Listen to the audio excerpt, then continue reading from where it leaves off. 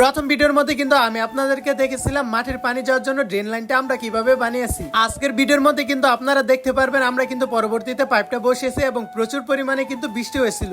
এই বৃষ্টির মধ্যে কিন্তু আমরা পাইপটা বসিয়েছি আজকে। তাহলে চলুন বন্ধুরা আজকের ভিডিওটি প্রথম থেকে শুরু করা যাক। আর আপনারা কিন্তু আমার আগের ভিডিওর মধ্যে দেখেছিলেন যে মাঠের মধ্যে অনেক পরিমাণে পানি ছিল এবং এই ড্রেনটা দিয়ে কিন্তু আমাদের মাঠের ভিতরে যত পানি আছে সব পানি কিন্তু বাইরে যেত। ড্রেনটা কিন্তু নষ্ট হয়ে যাবে, তাই হচ্ছে আমরা আজকে চলে আসি বাজারের মধ্যে। দেখতে পাচ্ছেন আমরা একটি দোকানের মধ্যে চলে আসি এবং এখান থেকে কিন্তু আমরা পাইপগুলো নিয়ে যাচ্ছি। টোটালি কিন্তু আমরা এখান থেকে 6টি পাইপ নিই। আমার সামনে কিন্তু দেখতে পাচ্ছেন ওসমানে কিন্তু একটি পাইপ নিয়ে যাচ্ছে, আর অন্যদিকে কিন্তু সুয়েলে এবং সুরাপে মিলে কিন্তু একটি পাইপ নিয়ে যাচ্ছে। আমরা হচ্ছে সবাই এখন বাজারে আছি এবং বাজার থেকে কিন্তু সবাই পাইপগুলো নিয়ে যাচ্ছি এবং এই পাইপগুলো কিন্তু আমরা বসাবো আমাদের মাঠের পানিগুলো নিরসন করার জন্য। উসমানে এবং শেখ সাদী ভাই বাদে কিন্তু সবাই হচ্ছে আমরা দুজন মিলে একটি পাইপ নিয়ে যাচ্ছি। আর অন্যদিকে কিন্তু দেখতে পাচ্ছেন আমার সামনে শেখ সাদী ভাই, আর প্রথমে ভিডিও করতে পারিনি, শেখ সাদী ভাই কিন্তু এখানে একটি পাইপ নিয়ে যাচ্ছে।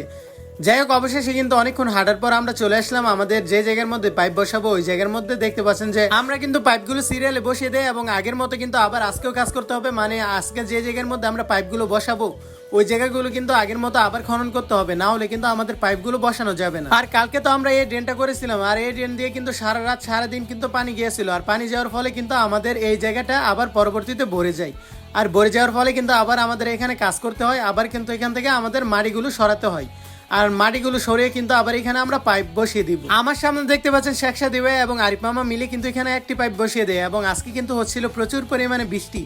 আর এই বৃষ্টির মধ্যে কিন্তু ওরা সবাই কাজ করতেছে এবং আমি কিন্তু ভিডিও ফুটেজটা নিয়ে একটি রান্নাঘর থেকে, মানে এটার পাশে ছিল একটি ছোট একটি রান্নাঘর, ওইখান থেকে কিন্তু আমি এই ভিডিওগুলো নিই। আমাদের প্রথম পাইপটা কিন্তু বসিয়ে দেয়, আর আপনারা দেখতে পাচ্ছেন যে উসমানে আরিফ মামা সবাই মিলে কিন্তু এখানে প্রথম পাইপটার উপরে বালুগুলো দিয়ে দিচ্ছে। আর পরবর্তী পাইপটা কিন্তু আবার কাজ করতে হবে। দেখতে পাচ্ছেন যে পানির কারণে কিন্তু এখানে আমাদের বালু এবং মাটি দিয়ে ভরে গেছে আমাদের এই ড্রেনটা। এই জায়গা থেকে কিন্তু আবার এখন বালুগুলো উঠাতে হবে। দেখতে পাচ্ছেন যে সবাই কিন্তু কাজে লেগে পড়ে এবং আমাদের এখান থেকে বালুগুলো উঠে হচ্ছে আবার পরবর্তীতে এই পাইপটা আমরা এখানে বসিয়ে দিই। প্রথম পাইপটা যে বসিয়ে দিয়েছে ওইখান থেকে কিন্তু এখন ভালো পরিমাণেই পানি যাচ্ছে। আর দেখতে পাচ্ছেন যে কত পরিমাণে বৃষ্টি হচ্ছে।